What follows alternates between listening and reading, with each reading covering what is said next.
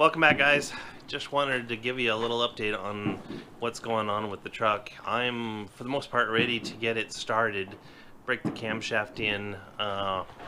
First thing I wanted to say is happy 4th of July. You'll probably hear a lot of explosions going off in the background. It's pretty quiet, even though there is some. It's pretty quiet for right now. It'll get pretty intense later on, but let me walk through the truck and show you what I've got done. I know it's been a couple weeks since I posted the last video, but there was a good one. I've got a lot more done just going on the list. So let me start with the inside of the truck first, and I'll show you there. First things is I got the door panels on. I don't know if you can see it all that well. It was a major pain to put that on. I'm not sure who the engineer that designed the lock, but you have to put the lock through the door or the tab through the door panel and hook it onto the latch assembly on the inside. So I got the door panel all put together, and then discovered the lock mechanism was not working. So it would go down, but it wouldn't go up. So, and then one thing I noticed is when it goes down, you can pull the handle and it goes up like it's supposed to now. So it didn't do that prior, so I had to pull the door panel back off a couple times. And let me show you the passenger side, and I'll show you where somebody cheated a little bit. I also got the shifter boot back from the upholstery shop, and I think you can see that it's kind of dark in here. So it's just sitting on there right now. I have to put the shifter knob and the exhaust brake hose assembly in there. So let me buzz around the other side. Because it's such a pain to put the lever assembly in, somebody actually cut the door panel here, and then they peeled it back and then worked the lever on that way. So I'm not sure who did it, but I've got some, well, it didn't hold. I had some weather strip adhesive in there to hold it, but it's the bottom of the cardboard on the door panels. It's all weather checked, so I'll replace the door panels when I find a set, or I'll take them to the upholstery shop. But so door panels are on, other than doing the shifter boot and then trimming the carpet in a couple places. We're good on the inside, and I have to add the gauges still. Ciao, puppy. So we'll start with passenger side since we're here. It is done. I don't know what else. I've got to get a battery cable made tomorrow from the alternator down to the starter. That's where the main power source is. The battery cable comes from the back of the truck up to the front, and then is a junction block on the starter, and that's where the alternator wire goes to. And I rerouted the hoses. I rerouted the heater hose, the 1-inch one and the 3/4 one. The guy that originally did it at the shop, he made the hoses too short, so I had to replace this one because it was too short and it was rubbing on things, and it wouldn't have lasted that long. And I'll show you one here in a second. But so now I have to reroute the battery cable or the alternator wire,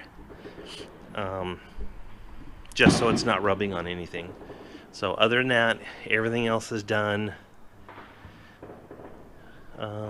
On this side, oh, I rerouted the fuel lines too.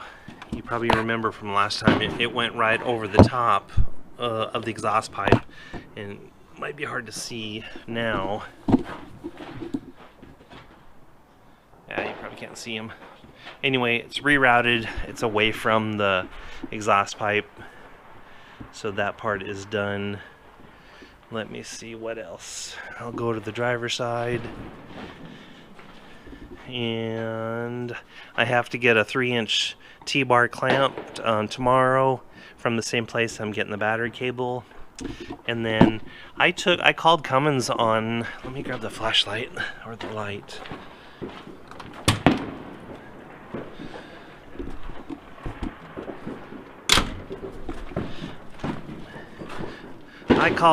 I called Cummins about the computer, and originally I was told I had to take the truck in, but according to Cummins, you don't have to take the truck in. So I pulled the old computer off and took it down, and they reprogrammed it with the latest update in program. So computer's on. I changed the fuel pump. Let's see, here's another one. The wiring harness that you see here was laying on the back of the engine, so I went through the wiring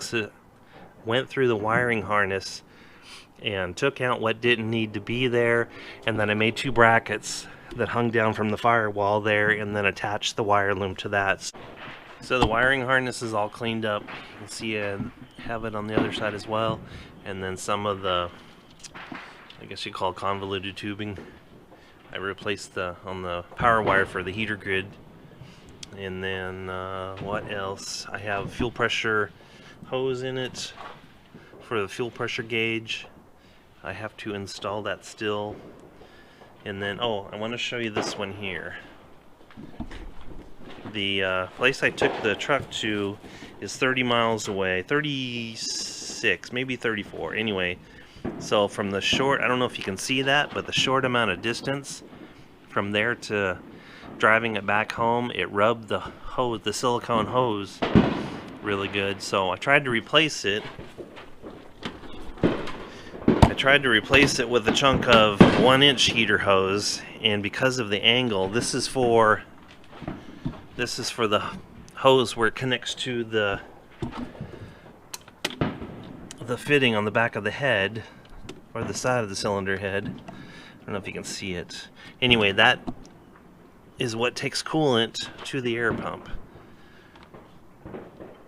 So the silicone hose was rubbing on the lever for the fuel pump, so I wanted to get away from that. If you use the regular heater hose, it turns too sharp and it ends up kinking it. So what I did is I hopped in the Gates heater hose catalog, and for anybody running the 5.9 and the air compressor, there's a number on it. It's a 23011 Gates number, and it clears it just fine, so it's not rubbing on anything. So there's a little cheater for you. So other than that, you can see the other hoses. I left those ones there, they weren't rubbing on anything.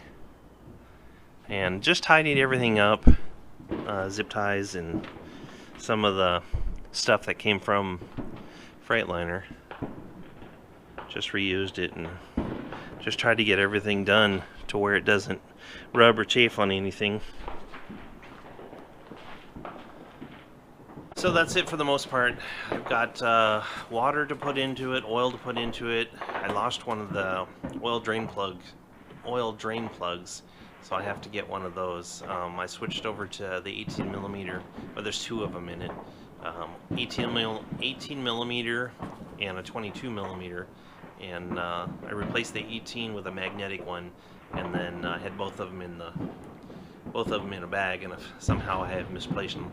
I put it someplace where I wouldn't lose them, and now I can't remember where that place was. So anyway, oil, water, battery cable, and that's it for the most part. And so this is just kind of an update. I wanted to get this up, and then I wanted to get this posted, and so I'll do up another video on starting it tomorrow. That's the moment I've been waiting for. So that's all I have for you right now. But I appreciate watching. Happy 4th of July, and don't burn anything down. I'm on fire watch tonight. These guys around here are always burning stuff up. So between lawns and trees, I got to keep an eye out. So anyway, appreciate you guys watching. Thanks a lot.